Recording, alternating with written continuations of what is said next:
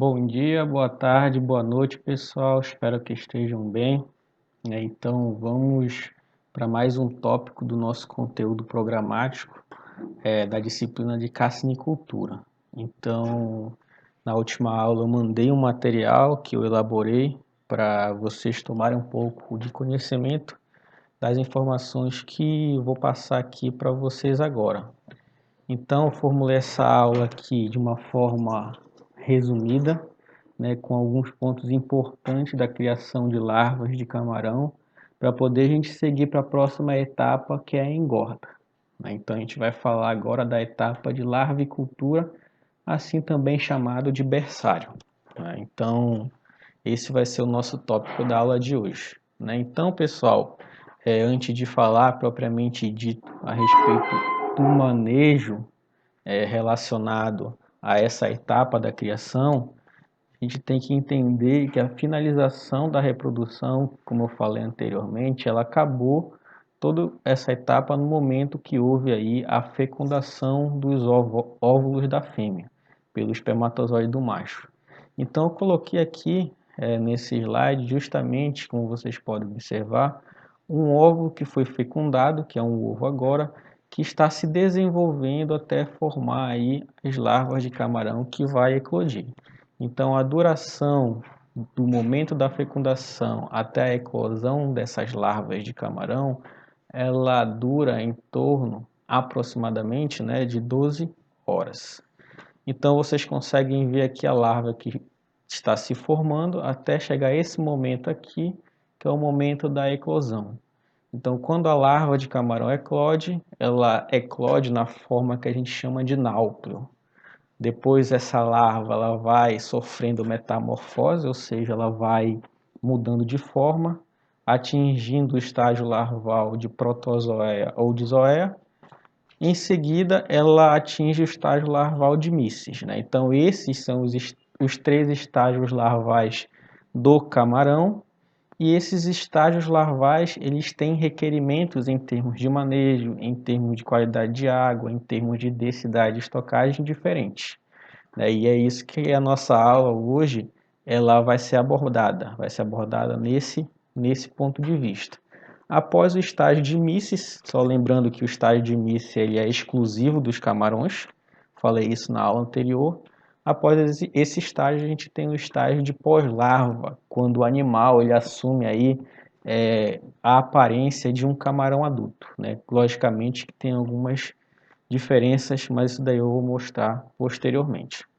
Então, antes da gente falar de larvicultura propriamente dita, eu vou apresentar para vocês esses estágios larvais do camarão. Então, como eu falei, o camarão ele tem três estágios larvais, dentre eles o estágio de náuplio, o estágio de protozoea, ou também assim chamado de zoea, como eu falei na aula anterior, e o estágio de míceis. Após esses três estágios, tem também aqui o estágio de pós-larva, ou também o estágio de PL. Então aqui, nos camarões, tem aí 5 estágios larvais de náuplio. Após o náuplio, nós entramos aí, o camarão na verdade, ele sofre metamorfose, o estágio larval de zoea, tendo 3 estágios larvais de zoea. Após o terceiro estágio de zoea, se tem aí o estágio de míceis. Esse estágio ele é exclusivo dos camarões. E após esses 3 estágios aí, a larva se denomina, na verdade, de pós-larva, como vocês podem observar. Então, pós-larva, quando a larva, na verdade, chegou no estágio de pós-larva, ela apresenta também algumas características que eu vou mostrar para vocês nos slides posteriores. Então, pessoal, falando um pouco de náuplio, essa daqui que vocês estão vendo é a aparência de um náuplio de camarão. Então, apresenta aí esse formato. A gente não consegue ainda, nesse estágio larval, diferenciar a cabeça, ou também chamada de cefalotórax, do abdômen. Então, percebam que não apresenta nenhuma aparência do camarão adulto. Esse estágio larval é o primeiro estágio larval do camarão, não é segmentado, ou seja, não tem diferença do abdômen para a cabeça. apresenta 3 pares de apêndices, né, como vocês podem observar aqui, esses apêndices aqui, que depois alguns deles vão se transformar em maxilípedes ou periópodos, como já falei anteriormente. Apresenta esse detalhe aqui, esse espinho furcal, né? A duração do estágio de Náuplius tem uma duração de aproximadamente 2 dias, para ser mais específico, 50 horas. E uma característica importante que vai interferir no manejo alimentar, né? Apresenta nesse estágio ainda as reservas endógenas, que é o saco vitelínico, né? Então esse saco vitelínico ele vai ter a função de nutrir esses náuplios durante esse estágio de vida, tá bom? Aqui é uma imagem de um náuplio propriamente dito, né, tirada em um microscópio. Ele apresenta essa forma aqui, como vocês podem observar. Nada se parece com um camarão adulto, né, mas com o passar do tempo ele vai sofrer metamorfose e vai apresentar aí uma aparência mais próxima do adulto, né? Então está aqui outros estágios larvais do estágio de náuplio. E aqui é o último estágio de náuplio, né? Quando já tem aí o aparecimento da carapaça. Percebam aqui que ele já começa a apresentar uma diferenciação do abdômen com o cefalotórax, né? Então essa parte aqui ela vai se transformar no cefalotórax, ou vulgarmente chamado de cabeça. E essa parte aqui vai ser o abdômen, né? A parte comestível do camarão. Então, na verdade, são 5 estágios larvais. Isso daqui quando eu estou falando dos camarões do gênero Penaeus, né? O Penaeus vanamei, que é o camarão aí que é mais cultivado no Brasil. Tá bom? Então, a gente está falando dos estágios larvais do Penaeus vanamei. Tá bom? Então, algumas outras espécies apresentam aí 6 estágios larvais de náuplio, né? Mas no nosso caso aí vai apresentar de uma forma geral 5 estágios.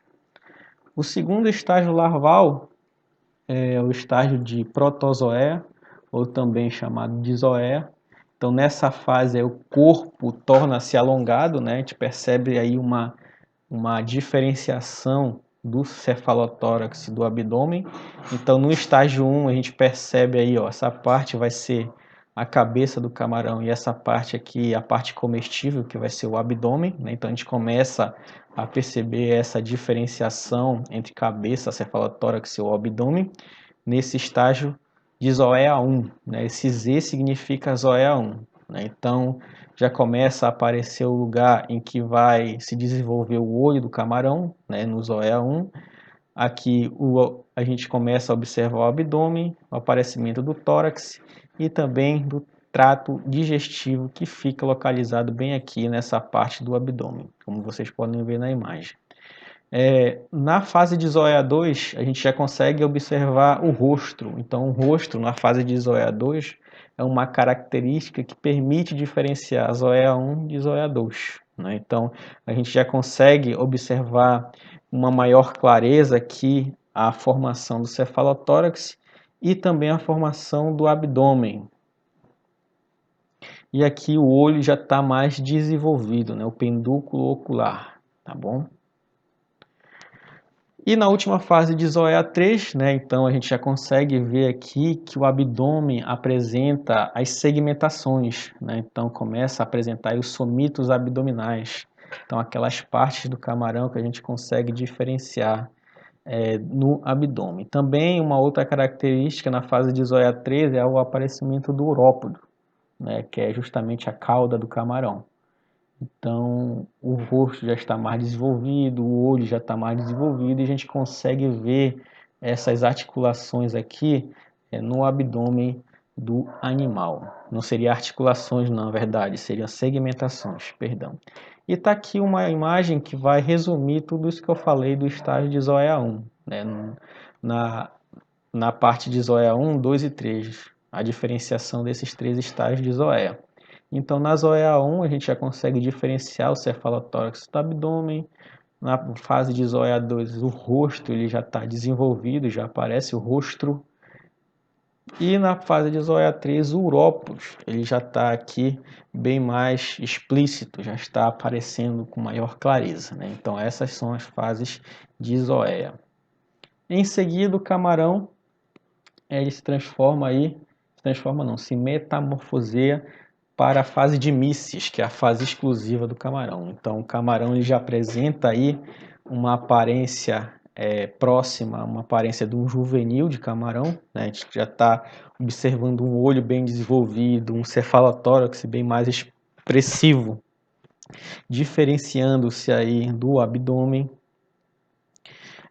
O que vai diferenciar as fases de mísseis é justamente o desenvolvimento do pleópodo, que são as patinhas que ficam no abdômen. Então, na fase de míssil 1, não aparecem aí os pleópodos, né? O que já vai aparecer na fase de míssil 2, né? Então, é uma fase aí que o animal ele já começa a se alimentar de zooplâncton. Na fase de zoea, ele se alimenta bastante de fitoplâncton, principalmente a diatomácea. Então, quando eu for falar de alimentação, a gente vai ver que um dos elementos utilizados para a alimentação do camarão são as microalgas, são as diatomáceas que são utilizadas para sua nutrição e alimentação. Então, na fase de míssil 2 já começa a aparecer aí os pleópodos, não estão ainda desenvolvidos, mas aparece o que a gente chama de broto do pleópodo, ou seja, o local onde vai ficar, onde vai se desenvolver os pleópodos do camarão. Na fase de míssil 3, os pleópodos eles já apresentam-se mais desenvolvidos, né? Então, anteriormente também, na fase de Náuplio, aparecia-se mais ou menos nessa parte do cefalotório o que a gente chama de espinhos dorsais, né? Então, são também uma característica que apresentam esses animais. Eu separei aqui, também tem algumas espécies que apresentam até mesmo o estágio 4 de mísseis, né? Justamente para o que vai diferenciar é o desenvolvimento do pleópodo, tá bom? Então, de uma forma resumida, são essas as fases do camarão que eu mostrei com as suas devidas características, tá bom? Então é importante que vocês saibam isso, porque durante todo o manejo do animal, algumas condições ambientais e até mesmo de alimentação e até mesmo de densidade de estocagem, elas vão se diferenciar em função desses estágios larvais. Então vocês têm que ter em mente todos esses estágios larvais, justamente porque isso vai influenciar no manejo da criação dessas larvas e até mesmo no estágio de pós-larva, tá bom? Então, para finalizar essa parte de desenvolvimento do camarão, né, desenvolvimento dessa espécie, após esses três estágios, nós temos aí o estágio de pós-larva, ou seja, após esse estágio larval vem o estágio de pós-larva, quando o animal já apresenta aí o pleópodo bastante desenvolvido, né? Vocês podem observar que esses pleópodos já estão desenvolvidos, já apresentam articulações, esses pleópodos. O que vai diferenciar esse estágio de pós-larva é que eles não têm ainda, pelo menos até o estágio de pós-larva, não tem as brânquias desenvolvidas, né? Então, se não tem as brânquias desenvolvidas, então eles não conseguem executar a osmorregulação, ou seja, o controle da entrada de sais e saída do seu corpo. Então, se ele não consegue fazer essa regulação de entrada e saída de sais, então esse estágio ele não suporta uma grande variação de salinidade da água. Então, isso tem que ser levado em consideração no momento do manejo do animal. Então, a gente não pode aí ter variações muito bruscas de salinidade quando a gente está cultivando pós-larva de camarão. E também é um estágio de vida que o camarão apresenta um comportamento peculiar, que é o comportamento de habitar regiões mais relacionadas com o substrato, né? Ou seja, o fundo, né? Então, o camarão ele deixa de apresentar características de nadar na superfície da água e passa a habitar aí mais os fundos dos viveiros quando a gente está falando de cultivo, né? Então, é um estágio em que ele apresenta esse comportamento bentônico de se fixar mais em um determinado substrato. Tá bom? Então, consegue utilizar os pleópodos com uma maior eficiência para a natação, né? Então, é uma outra característica peculiar do camarão quando ele está no estágio de pós-larva, tá bom? E uma classificação que é muito utilizada após ele chegar nesse estágio de pós-larva é o número de dias que ele se apresenta nesse estágio de pós-larva. Então, por exemplo, é muito comum entre os produtores a gente fazer a nomeação de PL1, PL2, PL7, PL10. PL é a sigla de pós-larva, mas o que seria esse número após a PL? Na verdade, é a quantidade de dias após ele atingir o estágio de pós-larva. Ou seja, por exemplo, se tem uma PL2, quer dizer que o camarão ele está no estágio de pós-larva há 2 dias. Se eu tenho uma PL7, quer dizer que ele está nesse estágio de pós-larva há 7 dias. Então, quanto maior esse número, mais dias o camarão está no estágio de pós-larva. Quanto mais dias, mais desenvolvido o animal, mais resistente é o animal. Então, pelo menos é essa a lógica por trás dessa classificação. Quanto mais dias após larva está nesse estágio, mais cara ela vai ser. Então, porque ela passa mais dias sendo cultivada pelo produtor de larva, de pós-larva. Então, se a gente compra peles com maior idade, logicamente que elas são mais caras porque o produtor gastou mais mantendo as pós-larvas nas suas estruturas, tá bom? Então, gente, diante de tudo isso, eu falei esses estágios larvais para o Lithopenaeus joanamei, né, que é o camarão branco do Pacífico, assim chamado vulgarmente, e eu quero que vocês levem para casa, né, esse dever, que é justamente pesquisar sobre os estágios larvais do Macrobráquio amazônico e do Macrobráquio rosenberg. Quero também que vocês pesquisem qual o período de incubação desses animais, né, e o período larval, o período de cada fase larval desses animais também, né, tanto para o Macrobráquio amazônico quanto para o Macrobráquio rosenberg. Então, gente, falando de larvicultura propriamente dita, né, então a gente adota, na verdade, as literaturas abordam aí 2 tipos de sistemas de larvicultura, tanto o sistema monofásico quanto o sistema bifásico. Então, o que é que vai diferenciar o sistema monofásico para o sistema bifásico de larvicultura? É que durante o período de larvicultura no sistema monofásico, há a utilização aí apenas de um tanque de larvicultura. Então, todo o manejo, o desenvolvimento da larva dentro desse estágio de produção, ela vai acontecer apenas em um ciclo de produção, em um tanque, na verdade, do início ao final do ciclo de produção. Então, na verdade, o ciclo dura em torno de 21 a 24 dias. Alguns fatores podem influenciar nesse ciclo de produção das pós-larvas, tá, gente? Então, a gente está falando de larvicultura da produção de pós-larvas, de PLs. Então, dura mais ou menos em torno desse período. Após esse período, essa larva ela é destinada para os viveiros de engorda no sistema monofásico. Sistema monofásico, apenas um tanque de larvicultura. Já no sistema bifásico, gente, a gente tem a utilização não apenas de um tanque de larvicultura, mas sim 2 tanques de larvicultura. Então, inicialmente, as larvas elas são acondicionadas em um tanque com capacidade aí de 10.000 a 20.000 litros de água. Então, desde o momento que a larva é colocada nesse tanque até mais ou menos quando ela atinge o estágio de PL1 ou PL2, que dura mais ou menos em torno de 12 dias, ela vai estar nesse tanque interno, onde a gente tem condições de qualidade de água, condições ambientais mais controladas. A partir do momento que ela chega no estágio de PL2, a gente transfere essas pós-larvas para os tanques externos, né? Onde esses tanques externos ele tem uma maior capacidade em termos de quantidade de água a ser colocada dentro desses tanques, e as larvas passam a ser manejadas dentro desses tanques maiores, de aproximadamente 60 mil litros de água, né? Então, a PL2 aqui, perdão, que ela é cultivada até a PL2, ela vai ser destinada a esses tanques, né?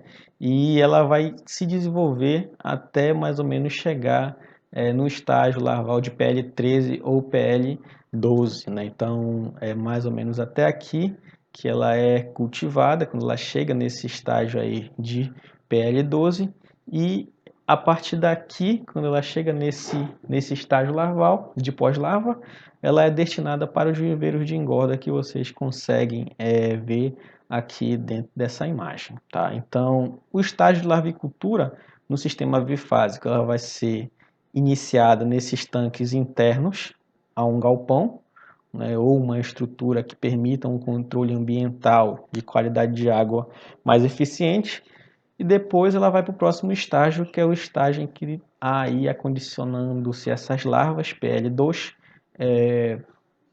em tanques externos, que tem capacidade maior de água, tá bom? Chegando mais ou menos ao estágio de PL13 ou PL12, ela vai ser destinada ao viveiro de engorda, tá bom? Então, o que vai diferenciar o sistema bifásico do sistema monofásico, quais são as vantagens e desvantagens desses dois sistemas, né? Então, a principal vantagem do sistema bifásico é que permite um maior número de ciclos de produção, logicamente porque os tanques internos eles vão desocupar mais rápido. Então, se eles desocupam mais rápido, eu posso aí acondicionar novas larvas para iniciar um outro ciclo de produção de larvas. E geralmente as PLs dentro desse sistema bifásico, elas se tornam maiores e mais fortes, porque essas larvas, quando vão ser destinadas aos segundos tanques, aos tanques externos, esses tanques externos eles têm mais áreas e o espaço fica maior por pós-larva. Tendo um espaço maior, as larvas conseguem se desenvolver mais, né? Então conseguem atingir maiores tamanhos e se tornam mais resistentes, né? A desvantagem por trás desse sistema é que é um sistema mais oneroso, a gente vai precisar de mais estrutura para poder executar esse estágio de larvicultura, e é um sistema também que dá mais trabalho durante o manejo dos animais. Então, apesar de trazer produções com PLs maiores e mais fortes, ela também tem a desvantagem de ser mais oneroso, né? Então tem essa questão dentro desse contexto todo de sistema monofásico e de sistema bifásico, tá bom? Então, pessoal, isso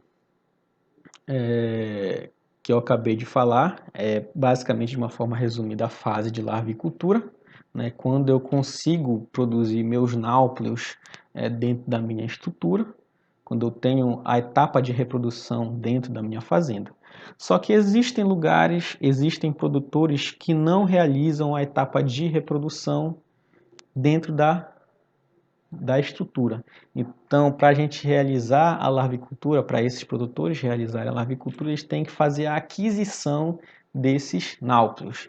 Então, eles vão fazer a aquisição frente a outros produtores de náuplios, vão transportar esses náuplios para a sua fazenda e vão realizar a larvicultura dentro da sua fazenda.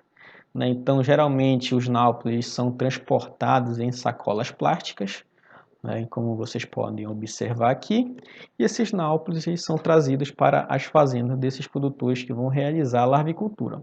Então, quando eles fazem a aquisição desses náuplios, eles precisam passar por dois momentos de recepção desses náuplios. Primeiro, eles têm que fazerem a contagem dos náuplios para poder avaliar se a quantidade de náuplio que tem ali na sacola é realmente a quantidade de náuplio que ele pagou para o produtor trazer para ele, produzir para ele. Tudo bem? Então, primeiramente se faz a contagem e logo em seguida faz a aclimatação desses náuplios nos tanques de larvicultura. Então, eu vou explicar de uma forma resumida aqui o procedimento para fazer aí a contagem desses náuplios. Então, chegou-se na fazenda as sacolas plásticas com água e os náuplios. Essas sacolas plásticas estão com os náuplios. Para se realizar a contagem, utiliza-se uma pipeta de 1 ml de plástico para fazer a coletagem de 1 ml de água, né? Então, primeiro homogeneiza-se a água com os náuplios e depois faz a coleta dessa água de 1 ml. Logicamente que esse 1 ml vem uma determinada quantidade de náuplios e a quantidade de náuplios nesse 1 ml de água deve ser contada, né? Então, coletou-se uma vez, coletou-se e contou uma vez e repete-se esse procedimento por mais 2 vezes, ou seja, eu vou ter 3 repetições desse procedimento. Então, a partir daí eu vou ter um número X de náuplios por repetição de amostragem, tiro a média e depois eu vou extrapolar a quantidade de náuplio para o volume de água que está dentro aqui dessa dessa sacola plástica. A partir daí eu consigo ter um número estimado de náuplios dentro dessa sacola. Aí eu vou saber ou não se é a quantidade que realmente o produtor está me vendendo de náuplios. Então vai se tornar mais fácil quando eu explicar esse exemplo. Então vamos tomar como exemplo aí uma sacola plástica que chegou no produtor. Então eu quero saber a quantidade de náuplios que tem aí dentro dessa sacola plástica. Então eu vou fazer a coleta aí de 1 ml de água e vou fazer a contagem, né? Então eu fiz a primeira coleta, contei 30 náuplios. Esses números aqui são apenas um exemplo, tá, gente? Na verdade esses números aqui são um pouco maiores em relação à contagem de náuplios. Então eu fiz a primeira coleta, contei aí 30 náuplios nesse 1 ml de água. Fiz a segunda coleta, contei em torno de 34 náuplios dentro desse ml de água. E fiz mais uma vez uma última coleta de água e contei em torno de 29 náuplios nesse ml. Eu vou calcular, na verdade, a média dessas três amostragens e eu calculei aí uma média de 31 náuplios para cada 1 ml de água que foi coletado. Então, em média, cada ml tem 31 náuplios. A partir daí, eu faço uma regra de 3. Então, a cada 1 ml eu tenho 31 náuplios e vamos supor que essa sacola plástica tem 20 litros.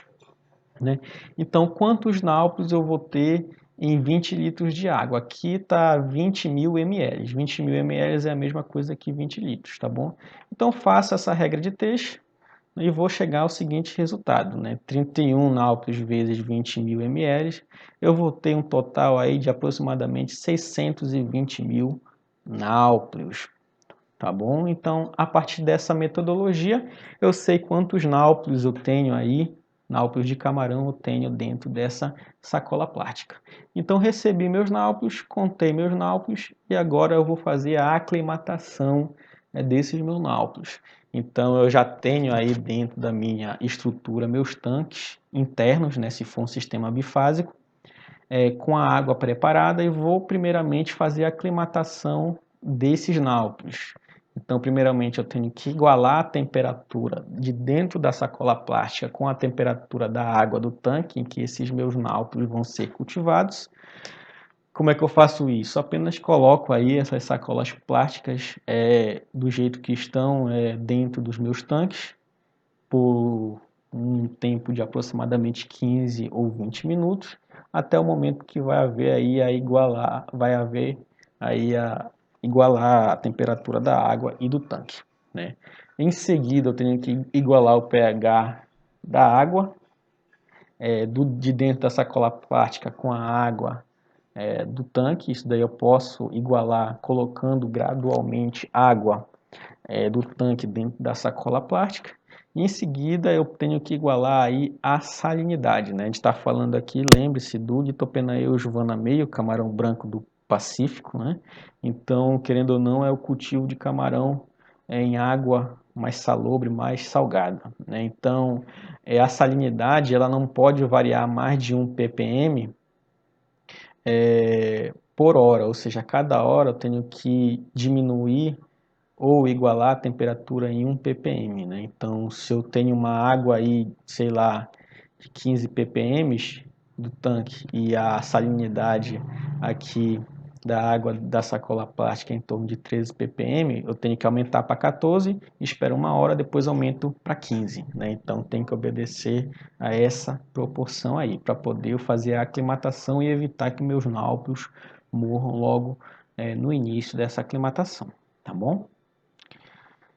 Alguns pontos eu tenho que levar em consideração em termos de quantidade de larvas que eu vou colocar dentro do meu tanque. E o primeiro ponto é a densidade de estocagem.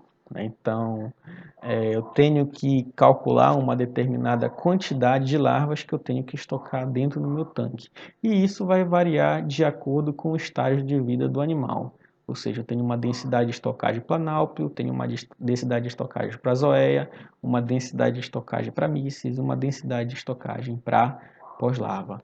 Então, conforme o animal for crescendo, ele vai precisar de mais espaço. Então, se ele precisa de mais espaço, eu tenho que reduzir a densidade de estocagem para poder proporcionar condições para o animal crescer de uma forma mais adequada e conseguir expressar todo o seu potencial zootécnico, ou seja, em termos de crescimento.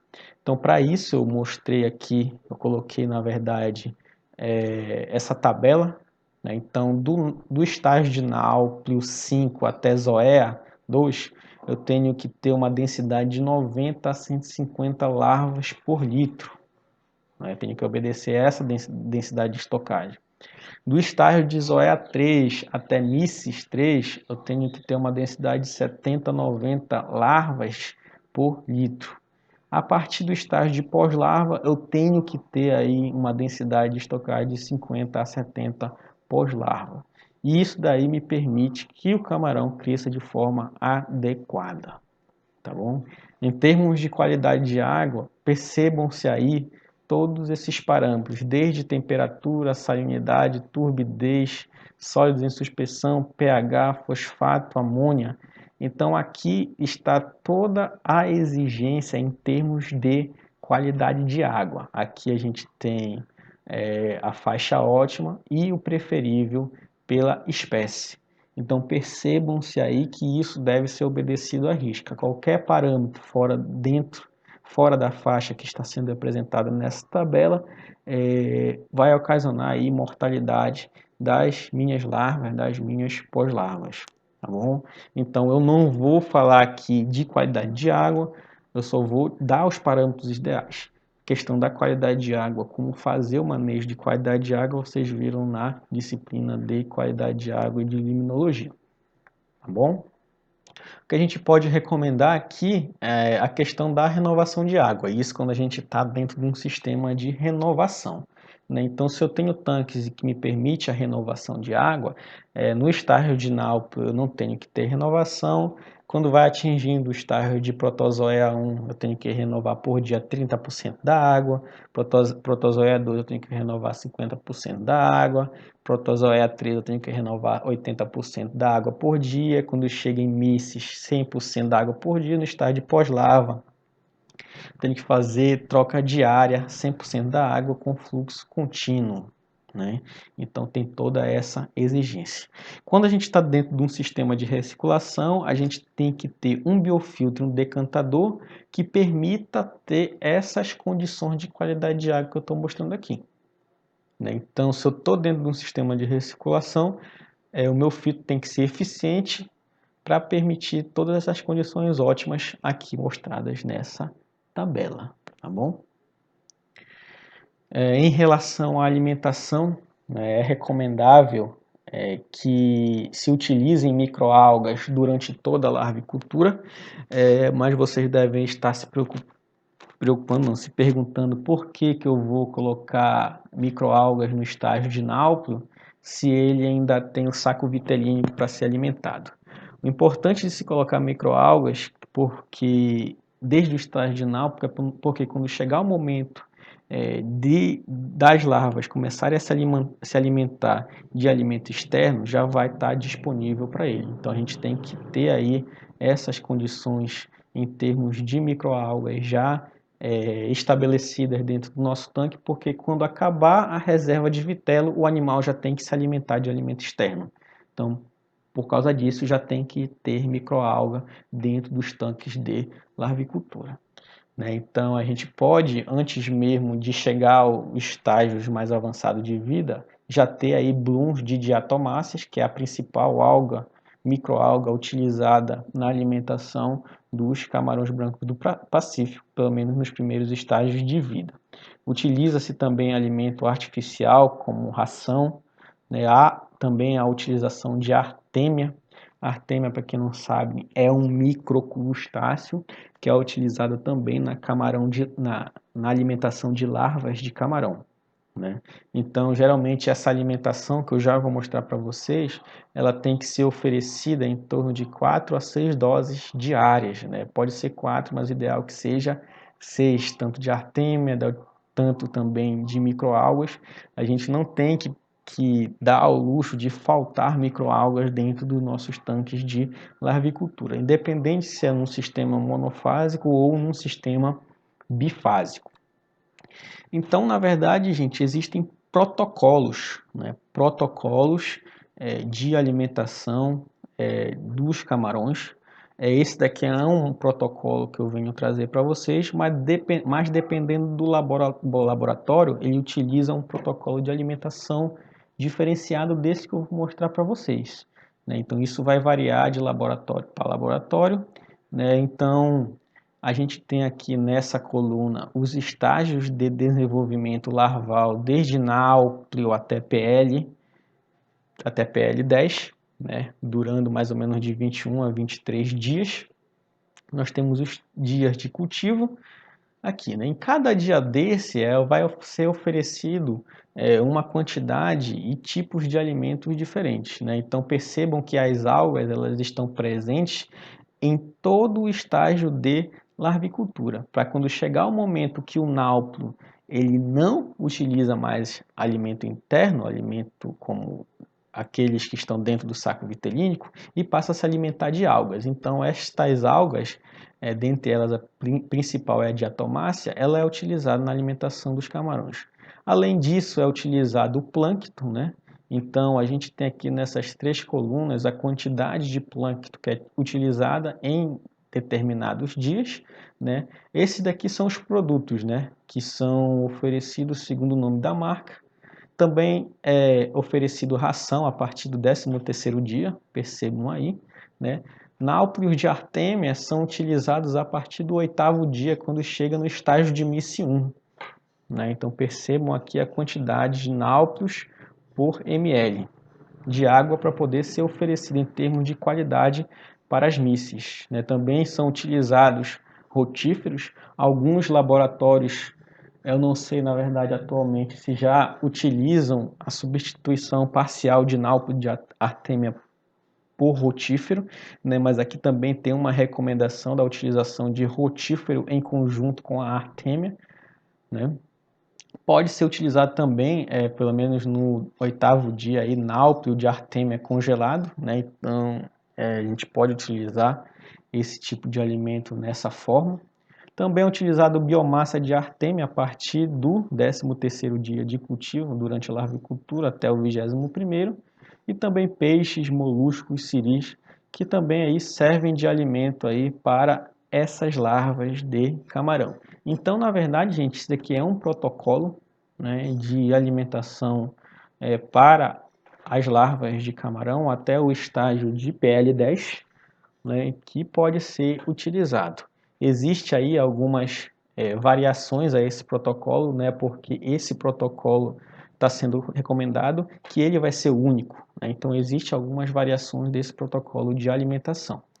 Então, eu também sugiro para vocês aí, a gente vai discutir mais para frente, o protocolo de alimentação das larvas de camarão de água doce, né? Então, a gente vai ter aí um protocolo também diferenciado e variando de região para região, tá bom?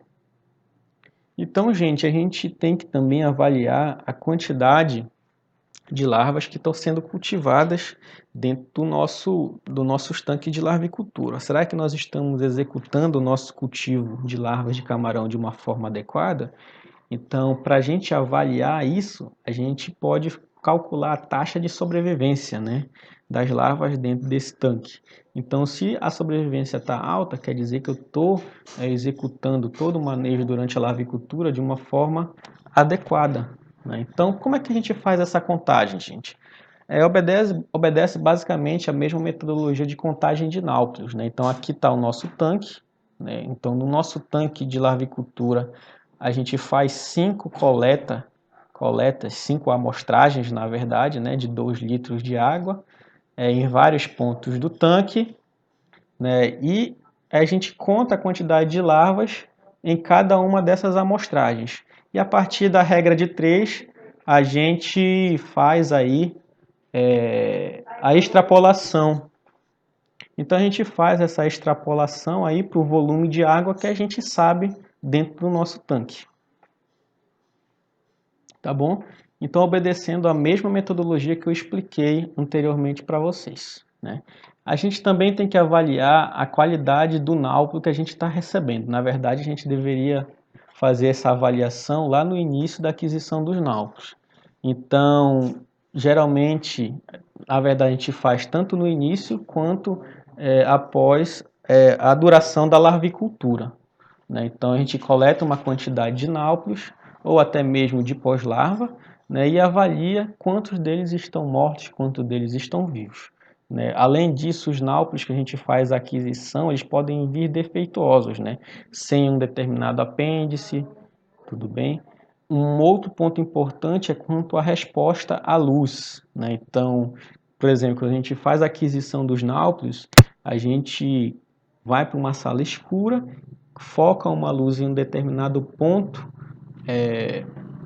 do recipiente e a partir daí a gente vê se ele está sendo atraído pela luz ou não, né? Então, se ele não está sendo atraído pela luz, então quer dizer que esse náuplio ele não é de boa qualidade. Então, náuplios de boa qualidade, ele tem uma característica que a gente chama que é fototropismo positivo, ou seja, ele é atraído pela luz, né? Além disso, a gente pode medir o tamanho de determinados náuplios e verificar se há uma diferença muito grande de tamanhos, né? Então, se a gente tem lotes muito heterogêneos em termos de tamanho, a gente não tem um lote aí de qualidade. Bom, gente, para finalizar, né, a gente tem aqui o teste de estresse, né? Ao final da nossa larvicultura, a gente tem que avaliar se as nossas pós-larvas elas são de qualidade. Então, ao final de 21 dias de cultivo de larvas, a gente tem que fazer essa avaliação. Como é que a gente faz essa avaliação? A gente vai coletar 100 pós-larvas do nosso tanque de larvicultura, vai colocar em 1 litro de água doce. Lembra-se que é um tanque de larvicultura que apresenta uma salinidade um pouco mais elevada, né? Então são camarões de água salgada. Então a gente vai fazer um desafio à saúde do animal. Como é que a gente faz esse desafio? Colocar 100 larvas em água doce, né? Então a gente espera 1 hora dessas larvas em água doce, né? Coloca lá no recipiente com água doce e depois coloca essas larvas de volta no ambiente salino, né? Espera 30 minutos nesse ambiente salino. Nesse ambiente salino é ambiente com água do tanque de larvicultura, tá, gente? Com água com salinidade mais elevada. E após esperar 30 minutos, a gente faz a contagem de larvas vivas, né? Se a gente tiver uma sobrevivência de 75%, quer dizer que as nossas larvas elas são de excelente qualidade.